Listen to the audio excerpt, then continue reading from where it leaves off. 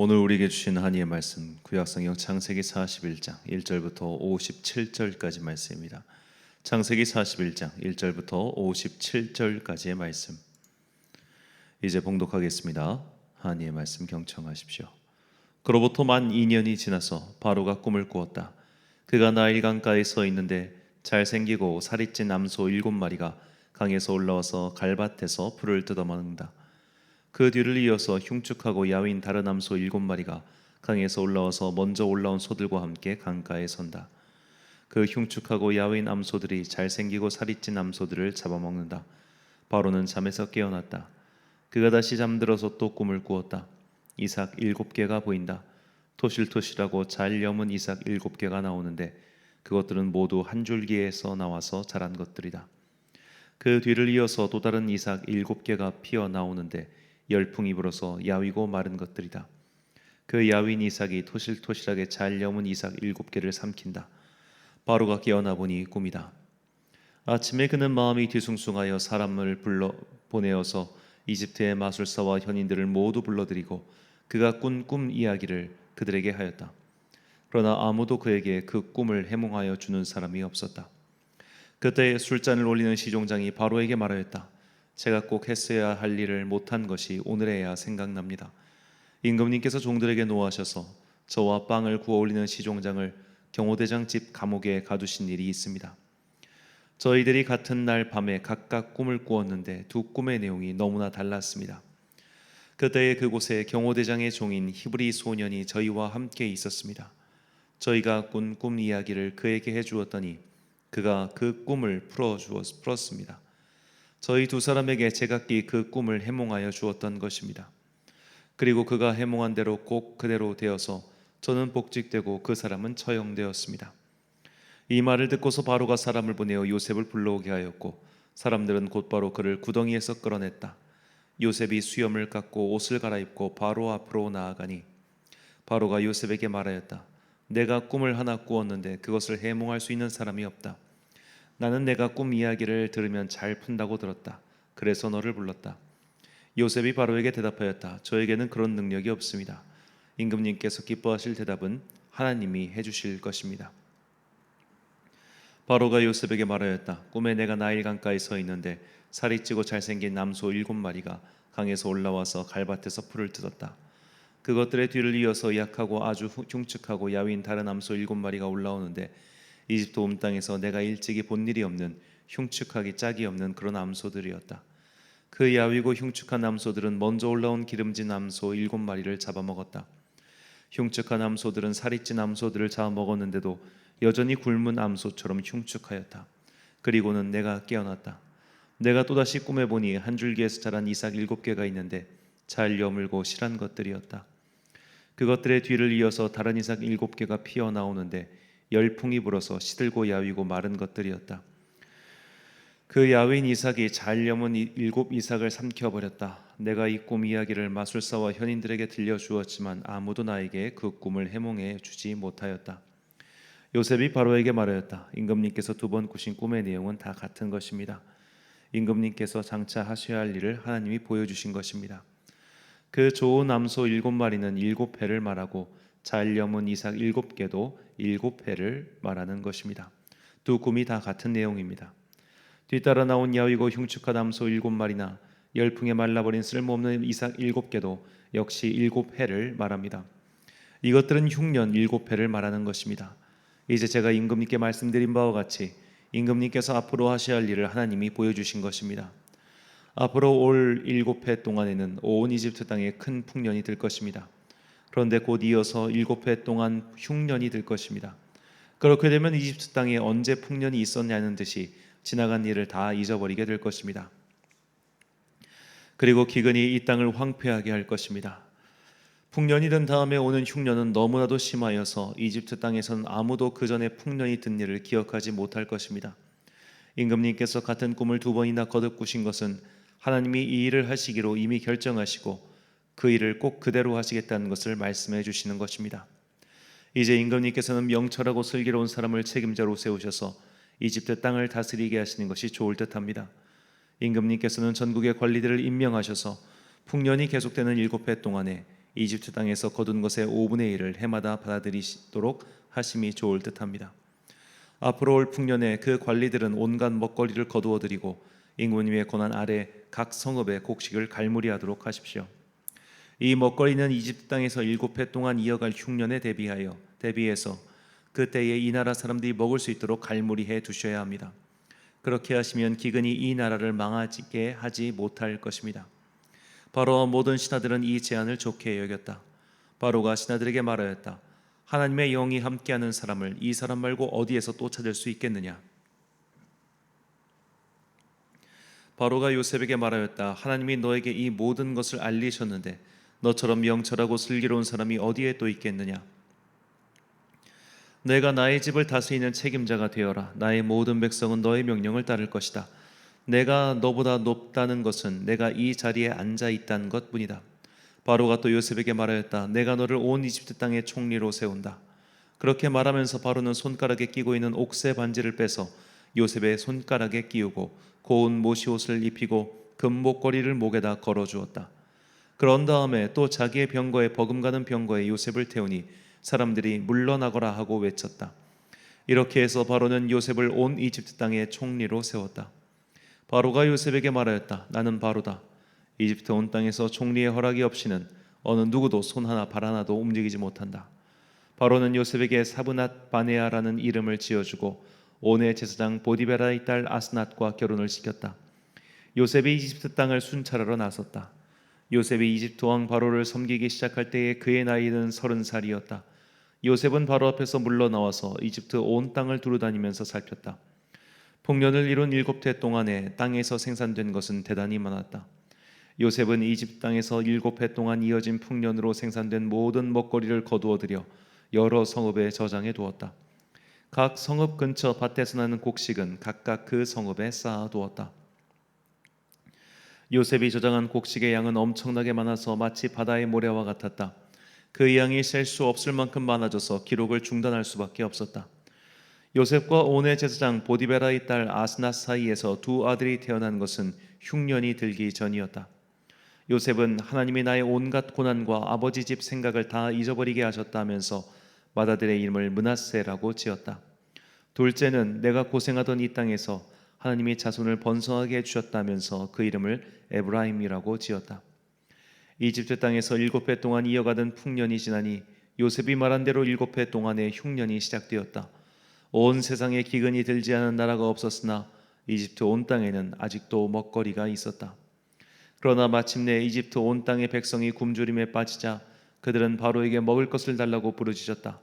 바로는 이집트의 모든 백성에게 요셉에게로 가서 그가 시키는 대로 하여라 하였다. 온 땅에 기근이 들었으므로 요셉은 모든 창고를 열어서 이집트 사람들에게 곡식을 팔았다. 이집트 땅 모든 곳에 기근이 심하게 들었다. 기근이 온 세상을 뒤덮고 있었으므로 다른 나라 사람들도 요셉에게서 곡식을 사려고 이집트로 왔다. 아멘. 때가 차야 한다란 제목으로 하나님의 말씀 선포하겠습니다. 나이가 차야만 할 수 있는 일들이 있습니다. 법으로 정한 성인이 돼야 스스로의 결정으로 결혼도 할 수 있고 운전면허증도 딸 수 있죠. 아무리 학교를 월반하고 대학을 일찍 들어가도 나이가 차지 않으면 성인으로 인정받을 수가 없습니다. 이런 일뿐만이 아닙니다. 과일이 익을 때까지 기다려야 하고 농작물을 수확할 때까지 기다려야 합니다. 이처럼 만물에는 다 때라는 것이 있습니다. 그래서 전도서를 쓴 지혜자는 만물의 때에 대해서 이렇게 노래합니다. 전도서 3장 1절 말씀. 범사에 기한이 있고 천하 만사가 다 때가 있나니. 자, 법으로 정한 여러 나이처럼 확실히 알 수 있고 보이는 때도 있지요. 군 복무 기한처럼 정해진 때가 있는 것들이 있습니다. 이런 보이는 때, 정해진 시간은 마음이 편합니다. 눈에 보이는 그 때를 기다리고 또 그 시간을 견디면 되기 때문이죠. 그러나 보이지 않는 때, 보이지 않는 기간이 문제입니다. 분명히 하나님께서 정해놓으신 때가 있는데 그 때가 언제인지 모르니 답답할 수밖에 없지요. 지혜자는 말합니다. 3장 11절 말씀. 하나님이 모든 것을 지으시되 때를 따라 아름답게 하셨고 또 사람들에게는 영혼을 사모하는 마음을 주셨느니라. 그러나 하나님이 하시는 일의 시종을 사람으로 측량할 수 없게 하셨도다. 자, 사람으로 측량할 수 없게 하셨다. 이 표현이 참 중요하죠. 우리는 언제 그때가 도래할지 알 수 없습니다. 그래서 그 때가 올 때까지 답답하지만 참고 기다려야 합니다. 이렇게 기다릴 줄 아는 마음이 믿음이며 이 믿음이 강해져야 그때가 올 때까지 흔들리지 않고 기다릴 수 있습니다.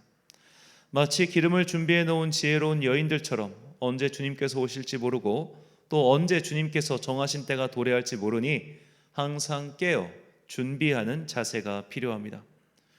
오늘 본문은 마침내 하나님께서 정하신 때가 도래한 요셉의 이야기를 전해주고 있습니다. 요셉은 술 맡은 관리의 꿈을 해몽해 주면서 당신이 나가게 되면 자신의 억울한 사정을 아뢰서 이 감옥에서 나가게 해달라고 부탁했습니다. 하지만 그 관리는 요셉의 이야기를 까맣게 잊고 말았습니다. 그때로부터 2년이 흘렀습니다. 본문 1절 말씀입니다. 만 2년 후에 바로가 꿈을 꾼즉 자기가 나일 강가에 서 있는데, 자, 여기서 만 2년 후라는 표현에 주목해야 합니다. 히브리어 원문은 2년의 끝에입니다. 2년의 끝에. 이 단어는 40일이 지난 후, 7년이 지난 후 등 정해진 기간이 끝났을 때 사용하는 단어입니다. 즉 요셉 입장에서는 답답하고 억울하고 분통 터지는 기간이었지만 그 2년이라는 시간이 다 끝난 후에 비로소 하나님께서 그의 억울함을 풀어주시고 감옥의 죄수에서 일국의 재상으로 신분을 상승시켜 주신 것이죠. 그렇다면 우리는 여기서 왜 2년이라는 시간이 굳이 필요했을까라는 질문을 해볼 수 있습니다. 어째서 요셉이 2년 더 감옥에서 시간을 보냈는지 그 이유는 성경에 정확히 나오진 않습니다. 바로가 꿈을 꿀 때까지 기다린 걸까요? 그냥 바로가 꿈을 꾸는 것도 사실 하나님께서 주신 것인데 그냥 그 다음날 꾸게 하시면 되는 것 아닙니까? 굳이 2년 동안 왜 기다려야만 했을까요? 성경에 정확한 이유가 나오지 않기에 여기서부터는 그냥 제 해석입니다. 이 시간이 필요했던 이유는 요셉 안에 있는 분노가 사그라들기 위해서입니다. 요셉이 무슨 무골 호인도 아니고 자신을 팔아넘긴 형제들의 일을 그냥 넘어갈 수 있었겠습니까? 하다못해 자신을 억울하게 한 그 보디발과 그의 집안을 그냥 넘어가고 싶었겠습니까? 요셉은 아무 생각 없이 그저 무골 호인처럼 그런 사람들을 용서한 것이 아닙니다. 그에게도 용서의 시간이 필요했습니다. 그 증거가 요셉의 아들 므낫세의 이름의 뜻 안에 담겨 있습니다. 본문 51절과 52절 말씀입니다. 요셉이 그의 장남의 이름을 므낫세라 하였으니 하나님이 내게 내 모든 고난과 내 아버지의 온 집 일을 잊어버리게 하셨다 하미요, 차남의 이름을 에브라임이라 하였으니 하나님이 나를 내가 수고한 땅에서 번성하게 하셨다 함이었더라. 아멘. 자, 요셉은 흉년이 들기 전, 즉 7년의 풍년 기간 동안 두 아들을 낳았습니다. 그러니까 요셉의 나이 30대 중반에 있었던 일이죠. 그때 므낫세를 낳고 나서야 비로소 요셉은 아버지의 온 집안일을 잊어버렸다라고 고백합니다. 즉 요셉 안에 있는 분노가 비로소 완전히 사라진 것이죠. 만약 요셉이 10대 후반에 노예로 팔려갔다고 가정하면 이 분노가 사그라드는데 최소한 15년 이상이 걸린 겁니다. 우리가 생면부지의 사람에게도 사기를 당하면 그 분노가 쉽사리 사그라들지 않는데 한 핏줄의 형제에게 사기를 당하면 그 분노가 얼마나 크겠습니까? 더구나 그냥 사기도 아니고 인신매매를 당한 겁니다. 이건 거의 살인 수준의 범죄를 당한 것이죠. 이것에 비하면 보디발의 집안에게 당한 것은 일도 아니었을 겁니다. 그렇게 큰 분노가 마침내 사라졌습니다. 원한은 잊어버렸고 그리움만 남게 되었습니다. 그런 기간이 필요했기에 이 2년의 꽉 찬 시간이 필요했던 겁니다. 만약 2년이라는 시간 없이 아직 그의 안에 원망과 복수의 마음이 남아 있었을 때 요셉이 영광의 자리에 올랐다면 어떤 일이 벌어졌을까요? 일단 보디발의 집안부터 숙청하고 군대를 보내서라도 형제들을 잡아오게 하지 않았겠습니까? 더구나 국가가 큰 풍년을 맞이했으니 기분 좋게 그런 복수를 행할 수도 있었을 겁니다. 만 2년이라는 시간은 흉년이 오기 전, 그리고 이제 자식을 낳을 때까지 이랬던 이 긴 시간은 요셉의 내적 상처가 회복되는 시간이었습니다. 그의 분노와 원망과 증오가 사그라드는데 필요한 시간이었습니다. 그 기간이 지나고 나서야 비로소 하나님의 때가 도래한 것이죠. 이것이 오늘 우리에게 주시는 주님의 메시지입니다. 만물과 만사는 정해진 때가 있습니다. 이 때가 언제인지 모르기 때문에 우리는 하루하루를 단지 최선을 다해 살아갈 뿐이죠. 하지만 회복은 더디오고 좋은 소식은 들리지 않을 때 우리는 사실 하루하루 지쳐만 갑니다. 아무리 발버둥을 쳐봐도 좋은 때를 만나지 못해 좌절하는 사람들이 얼마나 많습니까? 그래서 중국의 성인 맹자는 하늘의 때, 땅의 때, 사람의 때가 합쳐져야만 일을 이룰 수 있다라고 말할 정도였습니다. 이것을 천시, 지리, 인화라고 말하죠. 이 중에서 사람의 힘으로 할 수 있는 것은 고작 인화, 사람권에 화목한 것 정도입니다. 사람의 때가 갖추어져도 하늘의 때가 정해지지 않으면 말짱 도루묵이 되는 때가 많지요. 대표적으로 정치인들이 선거에 있어 비가 오면 투표율이 내려간다는 통계가 있습니다. 이럴 때 투표율이 저조할수록 유리한 입장에서는 비가 내리길 바라지 않겠습니까? 그래서 아무리 사람이 뭔가를 준비해도 때가 되지 않으면 이루어지지 않는 것들이 참 많습니다. 가끔씩 교회에서도 그런 일이 있죠. 기껏 전교인 야유회 뭐 이런 걸 준비했는데 그날 비가 와버리고 그런 일들 말입니다.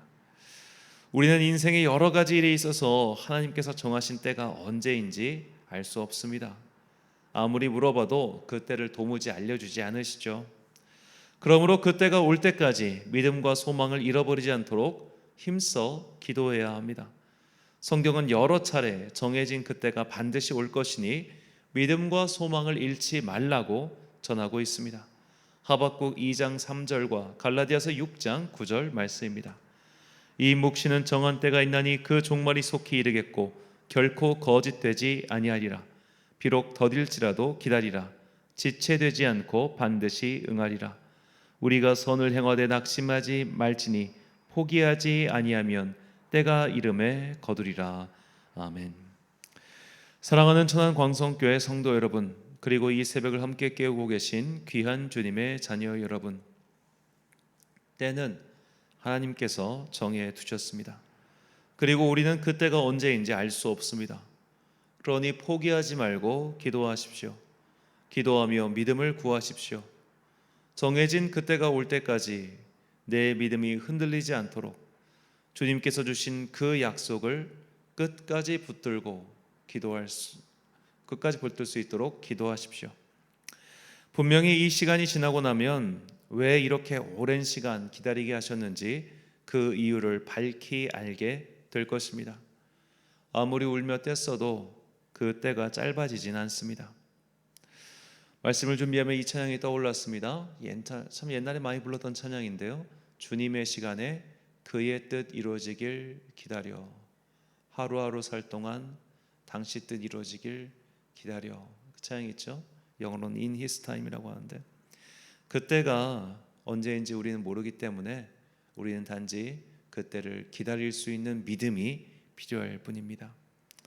포기하지 말고 하나님께서 정하신 때를 기다리고 마침내 그때가 도래했을 때 주님께 크게 칭찬받는 여러분과 제가 되시길 주님의 이름으로 축원합니다.